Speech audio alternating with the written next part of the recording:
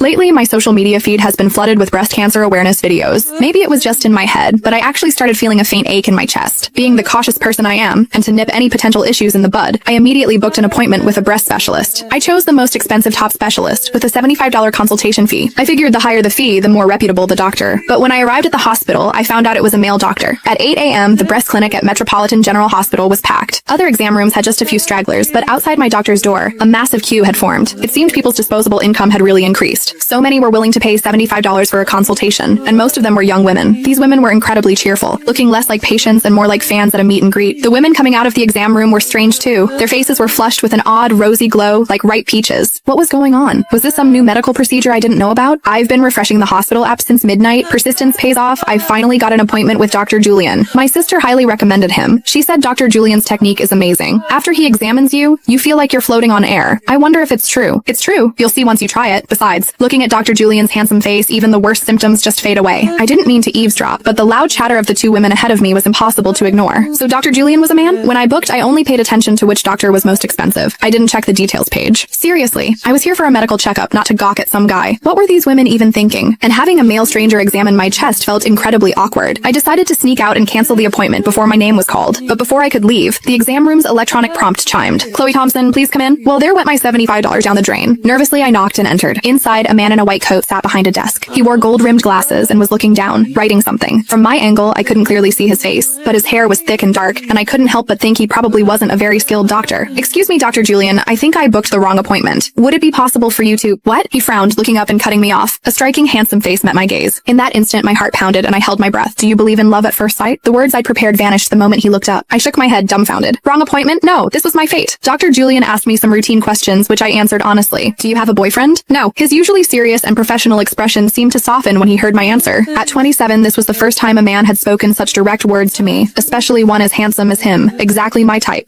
All of it?" I stammered, a blush creeping up my neck. "Including my bra?" "Yes." I'd never been to a breast specialist before, so I didn't know if this was normal, but his words sent a shiver through me, making my heart race and my hands tremble slightly. In front of him, I slowly unbuttoned my shirt, one button at a time, revealing the smooth, pale skin underneath. "Keep going." Dr. Julian's voice was low and calm, but his intense gaze never left my body. Maybe I was too nervous, but the bra that usually came off easily now seemed stuck. The atmosphere grew awkward. Dr. Julian crossed his arms, wearing an expression that seemed to say, "I've seen this before." I gave up struggling and turned my back to him. The clasp in the back seemed stuck and I can't reach it. "Dr. Julian, could you help me?" There was a brief silence in the exam room. Then, a pair of hands touched my back, cool, steady hands that quickly found the clasp. The familiar tightening, then loosening. I knew the clasp of my bra had been undone. I expected Dr. Julian to step back politely, but instead, he gently pulled me closer and slipped the bra off. "Ah!" His movements were so quick I gasped and instinctively covered myself. "How am I supposed to examine you like that? Put your hands down and lie on the exam table." Dr. Julian's tone was completely professional, as casual as if he were discussing the weather. The more nonchalant he was, the more I felt like I was overreacting, completely missing the faint smirk on Julian's lips. I lay on the exam table, my hands nervously fidgeting with my skirt. The exam room was dimly lit, and I stared at the ceiling, my heart racing. The soft thud of footsteps grew closer, and I squeezed my eyes shut, too embarrassed to look at Dr. Julian. When you can't see, your senses of touch and hearing become incredibly sharp. I heard a rustling sound beside me, then a pair of hands gently cupped my breast. I could feel his fingers, long, skilled, with a slight coolness